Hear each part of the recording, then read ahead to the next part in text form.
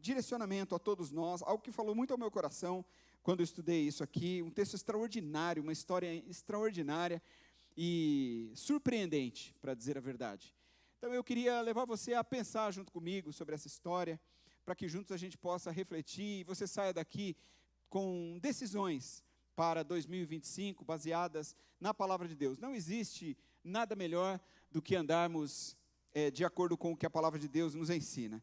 O texto que eu vou usar como base é Gênesis capítulo 11, versículos 27 a 32, mas esse será um dos textos. Então, como eu estarei citando alguns textos, aí a gente vai falando cada um e vamos colocando juntos aqui e vamos conversando sobre eles, tá bom?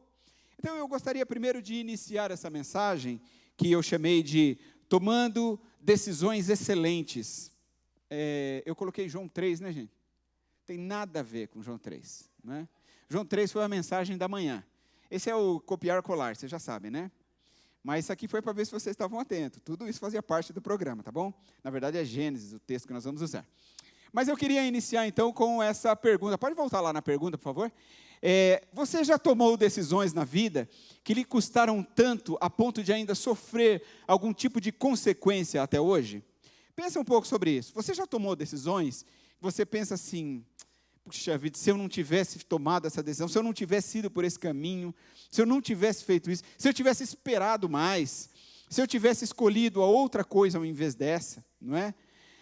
Todos nós acho que passamos por essa experiência. Algumas coisas que são superáveis, numa boa, mas algumas coisas mais difíceis, que você carrega ao longo da sua vida, dificuldades mesmo. Essa pergunta é muito importante, porque todos nós, de uma maneira ou de outra, enfrentamos consequências que são resultados das nossas escolhas, não é? E a Bíblia, sendo esse livro extraordinário que ela é, e com tantos ensinamentos preciosos para a nossa vida, ela nos mostra, através da sua história, homens e mulheres de Deus que enfrentaram também algum tipo de consequência de decisões que eles tomaram. E essas histórias, elas estão escritas aqui justamente para que a gente aprenda a decidir pelo que é certo. A gente poderia falar aqui logo de cara sobre a história de Adão e Eva, não é? Logo na primeira, logo na largada, né? A gente tem Adão e Eva que decidiram escolher a sedução da serpente, não é? E cometeram o primeiro pecado da humanidade. Isso gerou consequências para todo mundo, não é? Você já deve ter visto aquele meme, né? Que aparece a pessoa cumprimentando, acho que é um meme americano, que ele vai cumprimentando as pessoas e aí vão colocando nome, João, Paulo. Quando é Paulo, ele cumprimenta com aquela alegria. Jesus, ele dá aquele abraço, né? Aí, de repente, Eva estica a mão, ele passa direto, nem cumprimenta e já vai para o próximo, não é?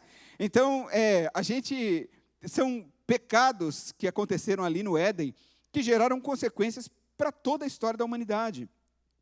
A gente não precisa ir muito longe. A próxima história, Caim e Abel, os filhos de Adão e Eva, onde Caim ele sofre a consequência de viver perdido e viver fugitivo pelo mundo inteiro, porque o mundo da sua época, evidentemente, depois dele cometer o primeiro assassinato dentro da sua própria casa, né, matando o seu irmão Abel, porque a sua oferta não tinha sido aceita por Deus. Imagina, ele matou o seu irmão por causa de um culto, não é?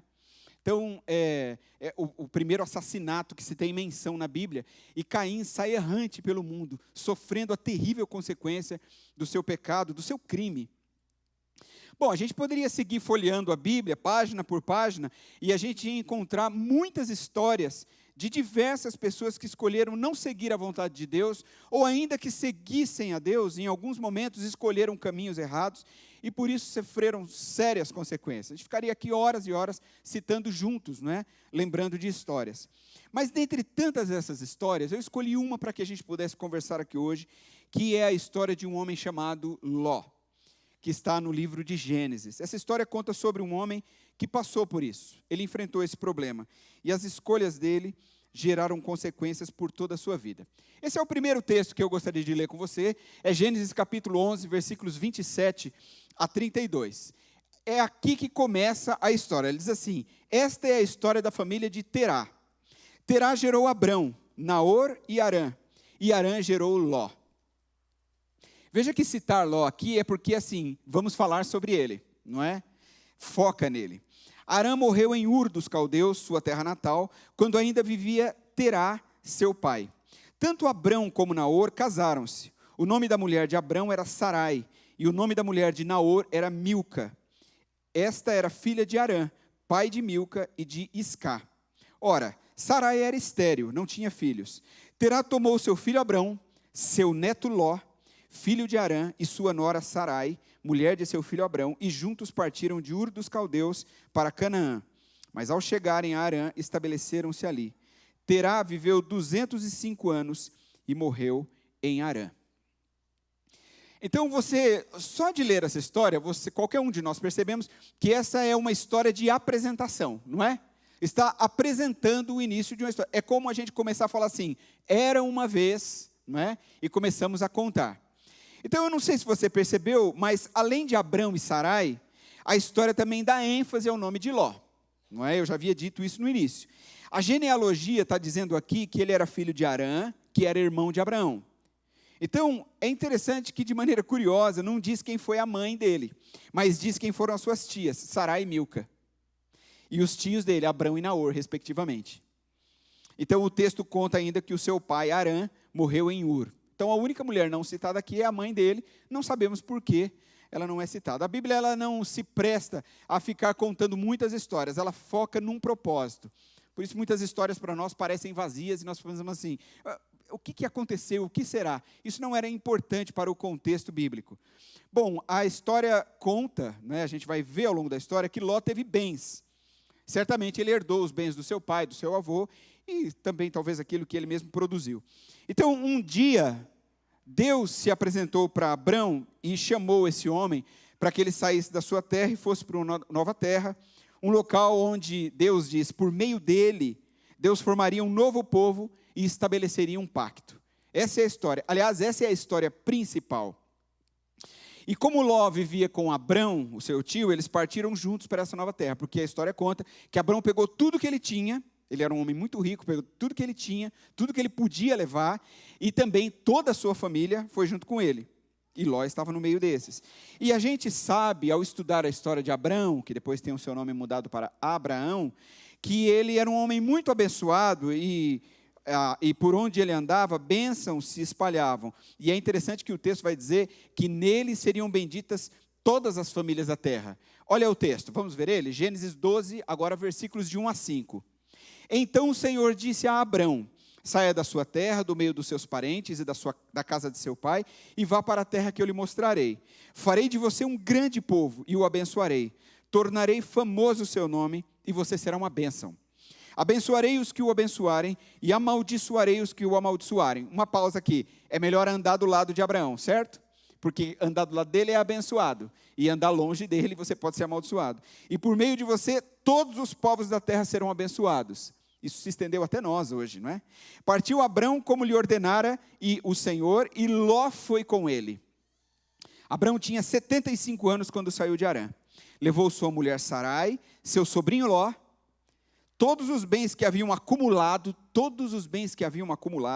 e os seus servos comprados em Harã. Veja que Ló está no meio do pacote, ou seja, Ló também tem muita coisa no meio de tudo isso. Partiram para a terra de Canaã e lá chegaram. Quando a gente olha para esse texto bíblico, a gente percebe que tudo estava caminhando para dar certo, não é?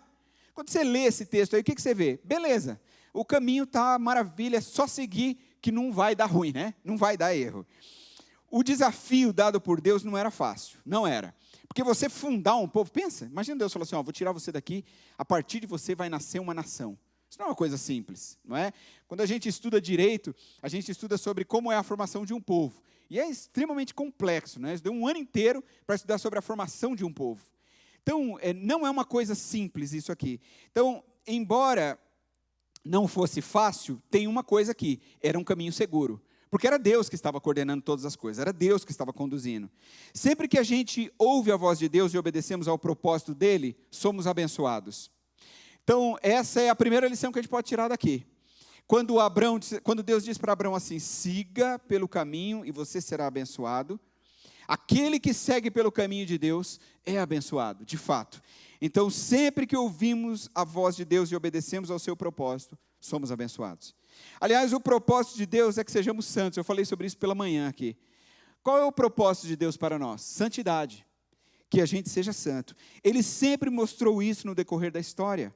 Inclusive, ao formar um povo a partir de Abrão. Não é? Porque quando Deus escolhe Abraão para formar uma nação, isso já pressupõe de que Deus está separando um povo para si, a quem Deus vai chamar depois de Abraão, né? E o nome Abraão tem total ligação com isso que Deus está fazendo. Na verdade, aqui, só nessa ideia, já há um convite para a santidade. Deus vai separar um povo, Ele não vai dar uma lei para esse povo, e Ele não vai dizer que o povo tem que ser regido por essa lei. Não é por meio desse povo que Deus vai levantar o Redentor de Israel, aquele que seria a salvação dos povos. Então, há que ser um povo separado. Mas, mesmo sendo um servo de Deus, mesmo percebendo a ação de Deus no curso da história, Ló, o sobrinho de Abraão, foi um homem que selou o seu próprio destino. Então, apesar de ele andar com seu tio Abraão, que era um homem temente a Deus, Ló fez escolhas na sua vida que o marcaram para sempre e o tiraram da rota que Deus havia estabelecido para ele. É por isso que a gente precisa cuidar sobre as nossas decisões, porque as nossas decisões podem marcar o nosso futuro. Então, agora eu gostaria de falar sobre um outro aspecto aqui que eu chamo de escolhas segundo o nosso coração. Muitas vezes nós fazemos escolhas que não são de Deus, são escolhas segundo o nosso coração. Então, eu queria pensar um pouco sobre isso. A Bíblia oferece para a gente muita orientação quanto a não confiarmos em nós mesmos ou em nossos instintos e desejos. Há uma série de textos bíblicos que falam sobre isso. Há um muito interessante em 1 João capítulo 2, versículo 16, que diz assim: pois tudo o que há no mundo, esse texto é extraordinário, a cobiça da carne, a cobiça dos olhos e a ostentação dos bens não provém do Pai, mas do mundo. Olha que fala incrível de João. Isso aqui é muito interessante, porque João ele está ensinando que nós somos facilmente enganados por essas três coisas que você está vendo aí, que na verdade se resumem nos pecados que geralmente nós cometemos. Se você pensar bem, olhando para esse versículo, basicamente, todo o nosso pecado está resumido aí nessas palavras: ceder aos desejos da nossa natureza humana, desejar o que os nossos olhos veem e a ganância que temos pelos bens materiais. Não é verdade? Se você parar para olhar ali e der uma refletida, você concorda comigo que olhando aqui, fala, olha, os pecados da minha vida estão aí, ó, nesse meio aí: cobiça da carne, cobiça dos olhos e a ostentação dos bens. Existe um outro texto bem interessante, dito por Salomão, lá em Provérbios 4, 23, diz assim: acima de tudo, guarde o seu coração, pois dele depende toda a sua vida. Não menos extraordinário é esse versículo aqui. Você já pensou nessa afirmação de Salomão?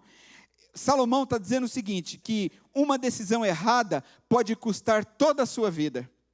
Então ele está dizendo o seguinte: cuidado, acima de tudo, Salomão está dizendo assim, olha, tem muita coisa importante que você deve guardar, tem muita coisa importante que você precisa se preservar, mas acima de todas, imagina a mais importante que você acha que tem, a sua família, por exemplo. Pensa, sei lá, nos seus projetos, não é? Mas acima disso, guarda o seu coração, porque dele depende toda a sua vida.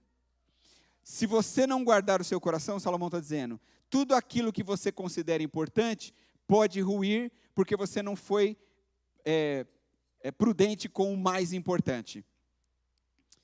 Porque uma decisão errada pode custar toda a sua vida. Então, Ló enfrentou essa experiência, terrivelmente. E, infelizmente, ele foi reprovado. Lá em Gênesis 13, a gente lê que Ló e Abraão se separaram por causa de uma desavença que houve entre os seus empregados. Eles já estavam estabelecidos num momento da terra, e aí então eles começaram a trabalhar, espalharam os seus funcionários, colocaram todo o seu gado, o seu rebanho, e foram desenvolver aquilo que eles faziam, que eles eram bons em fazer. Era um povo pastoril, não é? Tinham seus bens, se estabeleceram e começaram a trabalhar, mas de repente algo começou a acontecer. Eu quero mostrar esse texto para vocês. Gênesis 13, a partir do versículo 1, diz assim: saiu, pois, Abrão do Egito e foi para o Neguebe, com a sua mulher e com tudo que possuía. Olha de novo aí, e Ló foi com ele. Olha como a Bíblia repete isso. Abrão tinha enriquecido muito, tanto em gado como em prata e ouro. Ele partiu do Neguebe em direção a Betel, indo de um lugar a outro, até que chegou ao lugar entre Betel e Ai, onde já havia armado acampamento anteriormente, e onde pela primeira vez tinha construído um altar, ou seja, onde ele tinha cultuado ao Deus que até então ele não conhecia pela primeira vez. Ali Abraão invocou o nome do Senhor. Olha que bacana, né? A gente começa a ver esse ato de adoração. Ló, que acompanhava Abraão, também possuía rebanhos e tendas. Me parece não tão rico quanto seu tio, mas rico também. E não podiam morar os dois juntos na mesma região, porque possuíam tantos bens que a terra não podia sustentá-los. Olha que coisa interessante. Eles tinham muito, os dois estavam muito bem. A situação ia muito bem, os negócios estavam indo muito bem, não é? O governo não estava trabalhando contra o povo, não é? Não tinha juízes que estavam tentando acabar com tudo que a gente vive de bom ao nosso redor. Enfim, as coisas estavam caminhando muito bem. Por isso, surgiu uma desavença entre os pastores do rebanho de Abrão e os de Ló. Aqui começa um problema. Nessa época, os cananeus e os ferezeus habitavam aquela terra. Bom, para quem é estudioso bíblico, da Bíblia, quem gosta de geografia bíblica, teologia bíblica, já vai dar um salto aqui na sua mente de imaginar onde vai começar o problema, não é? Então Abrão disse a Ló, Abrão, sempre mais sensato, fleumático como era, ele vai dizer assim: não haja desavença entre mim e você, ou entre os seus pastores e os meus, afinal, somos irmãos. Quando ele diz somos irmãos, é claro que ele era tio de Ló, mas ele está dizendo o seguinte: somos um mesmo povo, somos uma mesma família, não é? E os nossos funcionários são como a nossa família, são como uma extensão da nossa família. Aí está a terra inteira diante de você. Olha aí, está tudo aí. Vamos nos separar. Se você for para a esquerda, irei para a direita. Se você for para a direita, irei para a esquerda. Por favor, não associem nada disso aqui com o direita e esquerda do nosso país, tá bom? Não tem nada a ver com isso, tá bom? Muito bem, então é o conselho de Abraão. A gente quer continuar juntos. Então eu acho que para a gente continuar juntos, é melhor a gente se separar. Não é? É interessante como Abraão dá ao sobrinho essa oportunidade de escolher com sabedoria. Então aqui era a chance de Ló tomar uma decisão que o colocaria dentro do plano de Deus. Mas os olhos dele fizeram com que ele cobiçasse da forma mais egoísta possível aquilo que aos seus olhos lhe parecia melhor. E aqui vem uma menção bíblica extraordinária, versículos 10 e 11. Olhou então Ló e viu todo o vale do Jordão, todo ele bem irrigado até Zoar. Era como o jardim do Senhor, como a terra do Egito. Isso se deu antes de o Senhor destruir Sodoma e Gomorra. Ló escolheu todo o vale do Jordão e partiu em direção ao leste. Assim, os dois se separaram. Então Ló esticou seus olhos e ele viu: posso escolher? Vou escolher o melhor. E Abraão consentiu com a sua escolha. Mas as palavras que vêm a seguir, elas não são nada animadoras. Versículos 12 e 13.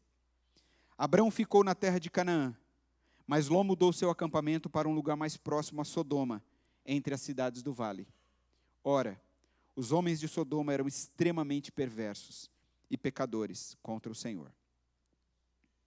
Gente, o que a gente aprende aqui? Eu quero dizer uma frase aqui para você guardar nessa noite. A frase é essa aqui, olha. Aquele que escolhe o bom pode perder o excelente. Se você não se lembrar de mais nada ou de quase nada que eu preguei aqui nessa noite, com essa quantidade de textos bíblicos, se você guardar essa frase, você já vai guardar uma grande coisa. Quem escolhe o bom pode perder o excelente.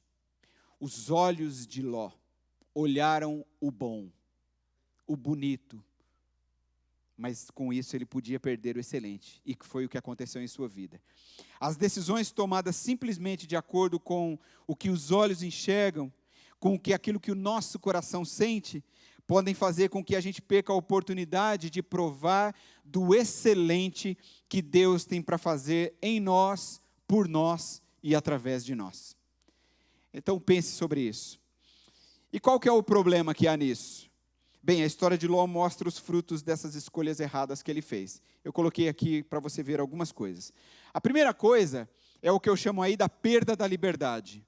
Quando nós escolhemos o bom, aquilo que aos nossos olhos é o bom, podemos estar nos tornando prisioneiros de alguma coisa. Lá, eu não coloquei o texto aí, né, mas lá em Gênesis 14, versículos 1 a 9, acontece uma guerra que ficou, naquele contexto, houve uma guerra chamada da Guerra dos 4 reis contra 5, né? 4 reinos se uniram contra 5 e eles lutaram. E esse foi o nome que a guerra ganhou, a Guerra de 4 reis contra 5, na Bíblia. E essa guerra aconteceu aonde? Exatamente no território de Zoar, ou seja, no local onde Ló havia escolhido para viver. Aquele local que era uma planície maravilhosa, que parecia o jardim do Senhor, o Éden, não é? Parecia o Egito, um grande império, um lugar lindo e maravilhoso, não é? Turístico. Então os casais casavam, né, e procuravam no Booking lá onde eles iam passar a lua de mel. Vamos lá naquelas planícies lá, né? Lá era um lugar super legal para ficar lá, não é? Comemorar aniversário de casamento, não tinha lugar melhor. Então as pessoas iam para lá, não é? Ou seja, um lugar maravilhoso, um verdadeiro oásis, não é? Mas que tristeza, nesse mesmo lugar aconteceu uma grande batalha. E aí no meio dessa batalha, Ló acabou sendo levado como escravo. Mas um homem cheio de posses, um homem rico, escolheu o melhor para si e terminou prisioneiro, terminou escravo. Mas o tio Abraão, mais uma vez, mandou homens que o resgataram. Olha o que é que diz, Gênesis 14, 14 a 16. Quando Abraão ouviu que seu parente fora levado prisioneiro, mandou convocar 318 homens treinados, nascidos em sua casa. Olha que interessante. E saiu em perseguição aos inimigos até Dan. Atacou-os durante a noite em grupos, e assim os derrotou, perseguindo-os até Obá, ao norte de Damasco. Recuperou todos os bens e trouxe de volta seu parente Ló com tudo que possuía, juntamente com as mulheres e o restante dos prisioneiros. Que sucesso, não é? Então isso aqui pode simbolizar para a gente que decisões erradas podem nos aprisionar num resultado que jamais desejávamos. É só você pensar. Decisões erradas, achando que aquilo era o melhor, porque o nosso coração, os nossos olhos enxergaram aquilo como melhor, aquilo pode nos fazer prisioneiros para sempre, ou durante um período. Então, em princípio, essas coisas podem parecer muito boas, como pareceram aos olhos de Ló, aquelas terras. Mas as consequências podem levar a privações que são difíceis de suportar.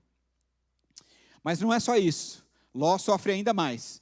Uma outra coisa que eu chamo aqui de a perda dos bens. Então, em Gênesis 19, Sodoma e Gomorra são destruídas por Deus. Você deve conhecer essa história. Então, no meio de todo aquele caos, não é? Houve uma destruição, aquele povo era tão perverso que Deus mandou fogo do céu para destruir, de tamanha perversidade que havia naquele povo. Então, com aquela destruição já para acontecer, Deus avisa para que Ló saia de lá. Mas existem 2 versículos que chamam muito a atenção. Eu queria que você olhasse eles comigo. Gênesis 19, versículos 15 e 16.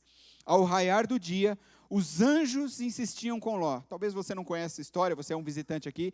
Deixe-me contar rapidamente. Haviam 2 terras ali onde Ló foi viver, Sodoma e Gomorra. Dois povos que estavam habitando ali. E esses povos eram perversos, eles faziam as maiores perversidades, principalmente ações imorais, não é? Que acontecia ali no meio daquele povo, extremamente pagão, idólatra, e Deus disse que iria destruir aquele povo. Mas Abraão orou a Deus, pedindo a Deus que tivesse misericórdia de Ló e os seus familiares. Uma oração bem interessante, não é o nosso tema aqui hoje, mas Deus atende a oração e diz assim, olha, se houverem justos ali, suficiente no número que você está dizendo, não destruirei. Mas não havia. A única família justa, a única família temente a Deus era a família de Ló.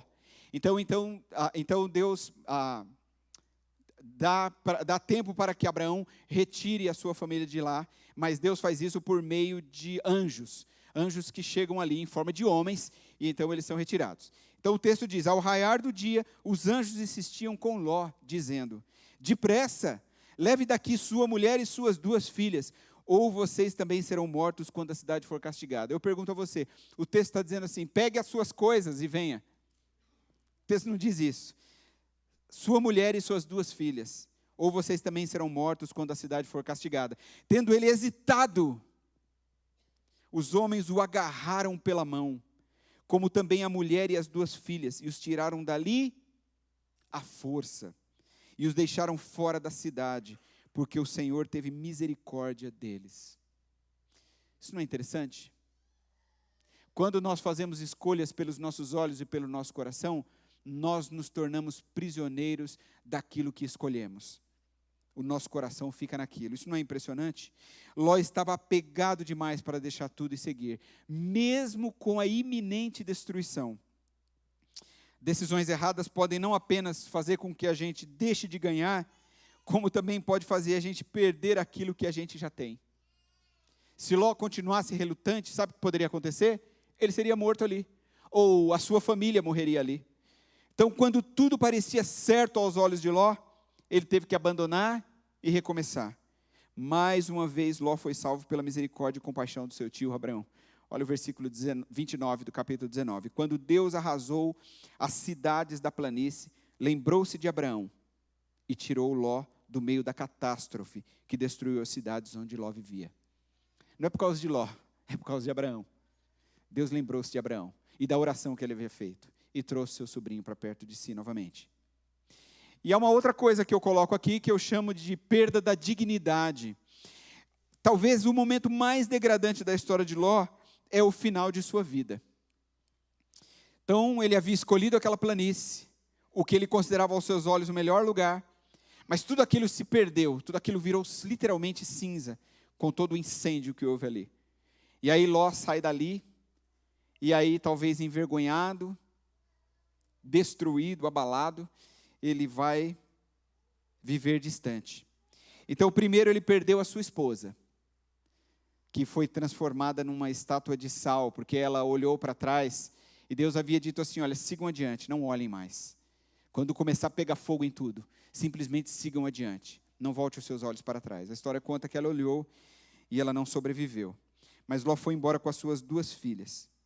E Ló ainda perdeu a sua dignidade, porque as suas 2 filhas tiveram relações sexuais com ele e conceberam filhos do próprio pai. Uma desonra total, uma abominação aos olhos de Deus. Isso não é impressionante? Um homem, antes bem posicionado, por causa dos seus muitos bens, um homem antes muito bem acompanhado, muito bem amparado pelo seu tio Abrão, o homem da promessa de Deus, quem andasse ao lado de Abraão, faria a melhor escolha, agora termina os seus dias como um moribundo, né? Pelas montanhas, nas cavernas, longe de tudo e longe de todos.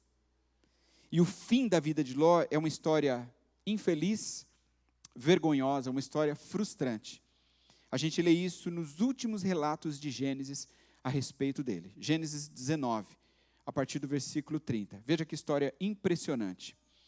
Ló partiu de Zoar com as 2 filhas e passou a viver nas montanhas, porque tinha medo de permanecer em Zoar. Ele e suas 2 filhas ficaram morando numa caverna.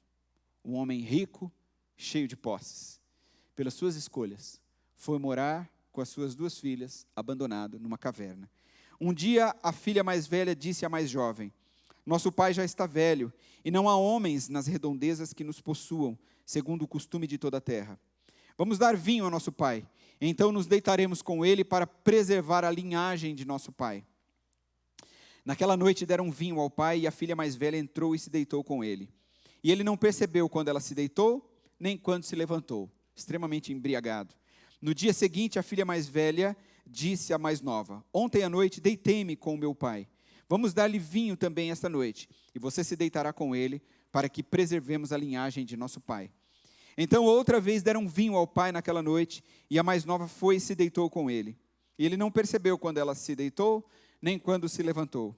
Assim, as 2 filhas de Ló engravidaram do próprio pai. A mais velha teve um filho, e deu-lhe o nome de Moabe. Este é o pai dos moabitas de hoje, evidentemente, dos tempos dessa escrita. A mais nova também teve um filho, e deu-lhe o nome de Ben-Ami. Este é o pai de todos os amonitas de hoje. Que história, não é? Que história terrível. Que final desastroso para um homem como Ló.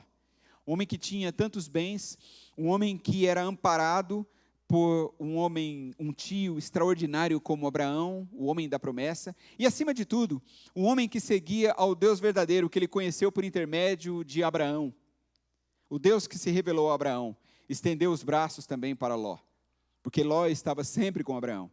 Mas as escolhas do coração de Ló fizeram com que ele fosse por caminhos que geraram para ele tristeza, vergonha, falta de dignidade e um final de uma vida desastroso. O que a gente aprende para a nossa vida? Mais uma vez a gente está iniciando um ano e é preciso que nós façamos escolhas excelentes para a nossa vida. Então eu gostaria de deixar aqui para você nessa noite 3 conselhos segundo a palavra de Deus. O primeiro conselho é: não coloque o seu coração nas coisas materiais. Se eu posso dizer algo a você para o início desse ano, para os projetos que você tem para esse ano, não coloque o seu coração nas coisas materiais. Eu não estou dizendo que você não tenha que batalhar, não tenha que conquistar, não tenha que trabalhar. Eu estou dizendo para você não colocar o seu coração nos bens materiais. Não devemos nos apegar demais nas coisas desse mundo, ainda que nós tenhamos lutado muito para conquistar essas coisas. É sempre bom a gente lembrar que desse mundo nada levaremos, absolutamente nada. Aliás, Paulo já tinha alertado que o anseio exagerado pelas coisas dessa vida pode nos levar a escolhas erradas. No evangelho escrito por Lucas, o próprio Jesus, quando ensinava os seus discípulos a respeito das últimas coisas, fez uma citação da história de Ló e de como o seu apego às coisas materiais o levaram à destruição. Você quer ver só? Olha as palavras de Jesus.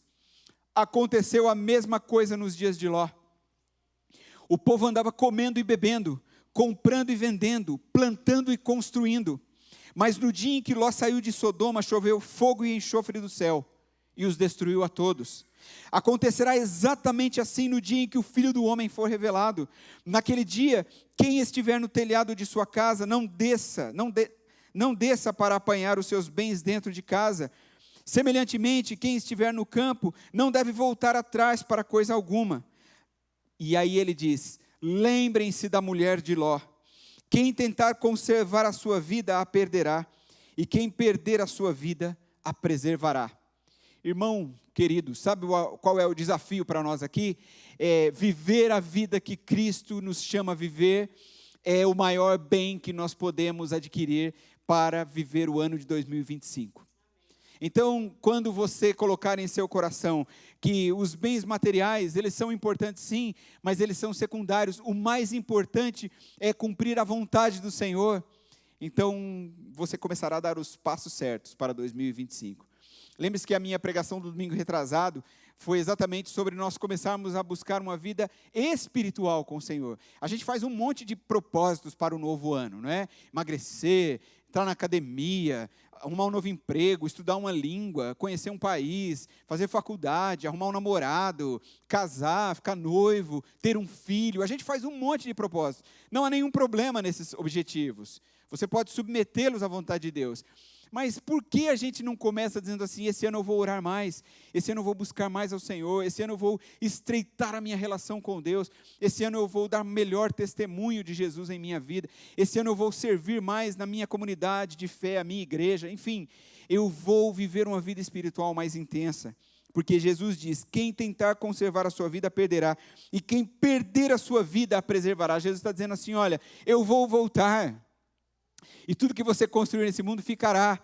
Então, deixe aí e siga. E ele diz: lembre-se da mulher de Ló. Ela olhou para trás, não faça isso, porque senão a mesma destruição pode acontecer com você. Portanto, em primeiro lugar, faça isso. Não coloque o seu coração nos bens materiais. Isso foi a grande ruína de Ló, e pode ser também a sua grande ruína. A segunda coisa é: tome decisões movido pela confiança em Deus. As melhores decisões são aquelas que nós tomamos de forma sensata, sem precipitação e, acima de tudo, debaixo de um tempo de oração. Nós somos afobados demais, nós somos ansiosos demais, nós queremos tudo para agora. A gente quer que Deus responda hoje, já para nós. E as coisas não são assim. Vamos combinar que a resposta imediata de Deus é a exceção? Normalmente a resposta de Deus requer tempo e maturidade, não é verdade? Não é que Deus não responda imediatamente, não é? Então, você está diante de alguém que está com a arma apontada para você, te assaltando. E aí você faz uma oração. Qual é a sua oração naquele momento? Senhor, tenha misericórdia de mim. E aí a pessoa tenta disparar e o tiro não sai. Eu já ouvi histórias assim, já ouviu? Tenta disparar o tiro e o tiro não sai.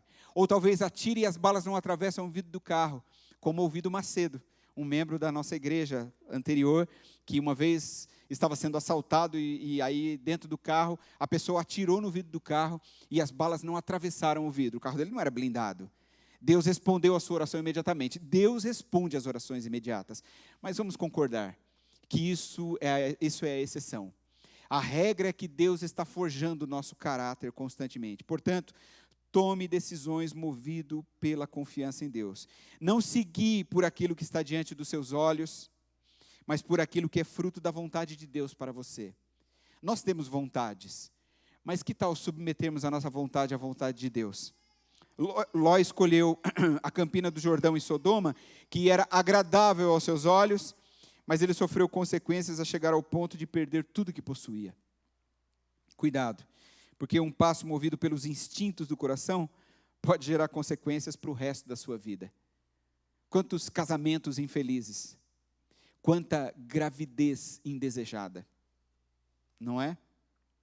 Quantos relacionamentos precipitados, quantos investimentos financeiros mal feitos, quantas decisões por coisas desse mundo que desagradam a Deus, achando que, não, mas isso aqui não tem problema. Decisões que acabam custando caro e que geram consequência por toda a vida. Tenho certeza que a maioria de todos que estão aqui já ouviram alguém dizer o seguinte: quem me dera ter aceitado Jesus mais jovem, quem me dera ter encontrado Jesus ainda criança, e não ter vivido coisas que eu vivi, coisas horríveis que eu fiz na minha vida, e que me marcam, e vão me marcar até o final da minha vida. Então, cuidado com as decisões que você toma. O apóstolo Paulo bem escreveu em 2 Coríntios capítulo 5, versículo 7, porque vivemos por fé, e não pelo que vemos. Muito cuidado, porque os nossos olhos enganam. Então, confie em Deus. Talvez aos seus olhos possa parecer muito bom, mas sinta os sinais de Deus, sinta os toques de Deus a você. Talvez Deus, alguma coisa está falando lá dentro de você, talvez um conselho de alguém para você está dizendo, olha, eu acho que esse não é o melhor caminho. Talvez, eu gosto das palavras do Bill Hybels, quando ele diz no título do livro dele, que isso possam ser sussurros de Deus para você. Talvez você precise se aconselhar mais com alguém, chamar alguém para ser um parceiro de oração, refletir um pouco mais antes de tomar a decisão. Evite o ímpeto, evite confiar no seu instinto muitas vezes. É claro que nós decidimos o tempo todo, a nossa vida é uma sequência de tomada de decisões. Mas, por favor, submeta as suas decisões ao Senhor. Tome decisões movido pela confiança em Deus. Terceiro, busque discernimento para ouvir a voz de Deus. Eu tentei escrever isso de alguma outra maneira, mas eu não consegui pensar uma outra forma. Então, busque discernimento para ouvir a voz de Deus. Decisões erradas podem trazer danos, não apenas físicos, mas também psicológicos, como crises emocionais, por causa da nossa consciência, não é verdade? Quantas pessoas estão atravessando crises emocionais hoje? A história de Ló é tão marcante que até mesmo o apóstolo Pedro citou essa história para mostrar o sofrimento do coração e da alma desse homem, Ló, que tomou decisões que o colocaram completamente distante do propósito de Deus. Em 2 Pedro capítulo 2, versículos 6 a 8, vejam o que o apóstolo diz. Também condenou as cidades de Sodoma e Gomorra, reduzindo-as a cinzas, tornando-as exemplo do que acontecerá aos ímpios, mas livrou Ló, homem justo, que se afligia com o procedimento libertino dos que não tinham princípios morais. E olha agora, pois, vivendo entre eles, todos os dias, aquele justo se atormentava em sua alma justa, por causa das maldades que via e ouvia. Como que a gente pode escapar disso? Buscando discernimento para ouvir a voz de Deus. Para a gente sair desse sentimento amargo. O que é que Deus de fato deseja? Qual é a vontade de Deus para a minha vida? E finalmente, lembre-se de que Deus é sempre bom. Nesse ano de 2025, aconteça o que acontecer. Talvez aconteçam coisas extraordinárias e maravilhosas nesse ano, que você talvez nem esperava. Ou talvez coisas que você esperava e que vai acontecer esse ano, não é? Como o nascimento de alguns bebês, não é? Que nós teremos esse ano. Isso é um momento de muita felicidade, uma espera maravilhosa. Mas, infelizmente, eu tenho certeza que nesse ano acontecerão conosco coisas que nós não queremos, coisas que não esperamos, coisas tristes. Talvez teremos perdas, quem sabe. Mas eu quero desafiar você a lembrar-se de que Deus é sempre bom. Coloque isso como algo fundamental aí no seu pensamento, no seu coração. A gente deve lembrar que mesmo quando erramos, Deus continua de braços abertos para nos acolher na sua infinita graça e na sua misericórdia. Porque Deus é o Deus das segundas chances. Deus é o Deus dos recomeços. Nunca esqueça disso. Deus poupou a vida dos moabitas e dos amonitas, por misericórdia da geração de Ló. Não é interessante pensar nisso? Ló, as filhas de Ló se deitaram com ele. Uma abominação contra Deus. Algo que causa repulsa em todos nós, certamente. Nos dias de Ló e nos nossos dias também. E de repente, Deus, na sua infinita graça e misericórdia, age em favor. É a misericórdia de Deus em ação pelo homem. Foi o que Moisés escreveu quando ele vai lembrar o povo sobre a grande bondade do Senhor, lá em Deuteronômio. Ele vai dizer assim: então o Senhor me disse, não perturbem os moabitas, nem os provoquem a guerra, pois não darei a vocês parte alguma da terra deles, pois já entreguei a região de Ar aos descendentes de Ló. Isso não é extraordinário para você? Para mim isso é incrível. O Senhor me disse, vocês estão prestes a passar pelo território de Moabe, pela região de Ar, e vão chegar perto da fronteira dos amonitas. Não sejam hostis a eles, pois não darei a vocês parte alguma da terra dos amonitas, pois eu a entreguei aos descendentes de Ló. Sabe o que me faz pensar aqui, em relação a mim, e que deve fazer também você pensar, em relação à sua própria vida, é de que não importam os pecados que você cometeu, por mais graves que sejam. O texto diz que Ló era um homem justo e temente a Deus. Então eu imagino que na mentalidade de Pedro, ele está partindo do pressuposto de que aquele homem pecador rendeu-se ao Senhor de alguma maneira. Todas as vezes que nós submetemos a nossa vida, os nossos pecados aos pés da cruz, nos arrependemos das nossas falhas, o Senhor vem ao nosso favor. E por pior que sejam as coisas que tenhamos feito, por pior sejam as coisas que tenhamos dito, o Senhor nos alcança com a sua graça e a sua misericórdia. Isso é maravilhoso. Então, lembre-se de que o Senhor é sempre bom. E se você estiver vivendo momentos difíceis nesse ano, em que você talvez pense assim, que miserável eu sou. Bom, em primeiro lugar, esse pensamento não é tão ruim assim, porque é assim que Paulo dizia, né, a respeito de si mesmo. Mas você submeter tudo isso aos pés do Senhor, o Senhor virá ao seu encontro. E Ele atenderá ao seu clamor, porque o Senhor é bom. Ele lança os nossos pecados nas profundezas do mar, Ele esquece as nossas falhas, Ele perdoa a iniquidade do nosso coração e Ele trabalha em nosso favor. Então que em 2025 você se lembre disso, que você possa ser abençoado por isso.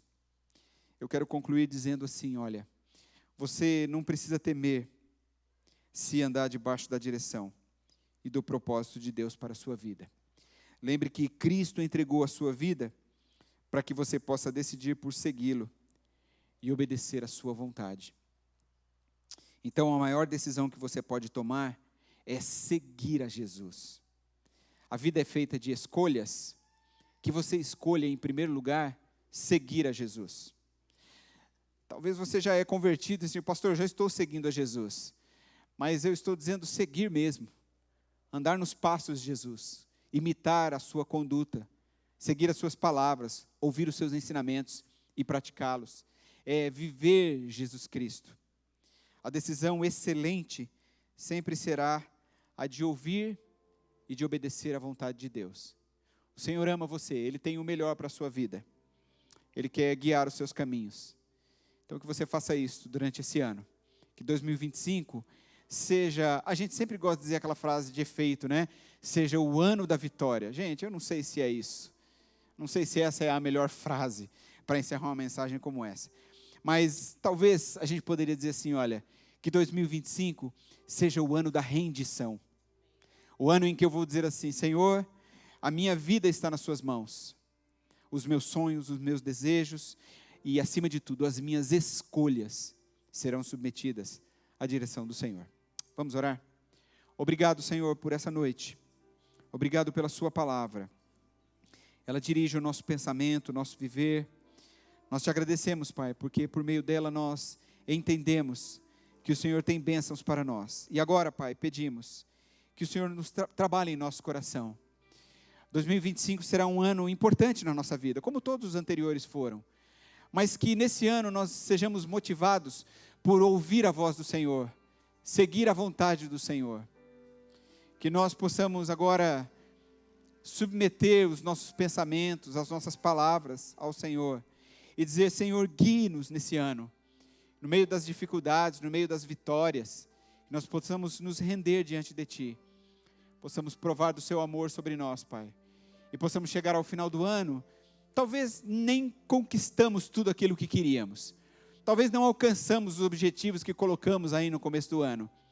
Mas se ao chegarmos ao final e pudermos dizer assim, eu consegui andar mais perto do Senhor nesse ano, isso já será uma grande vitória.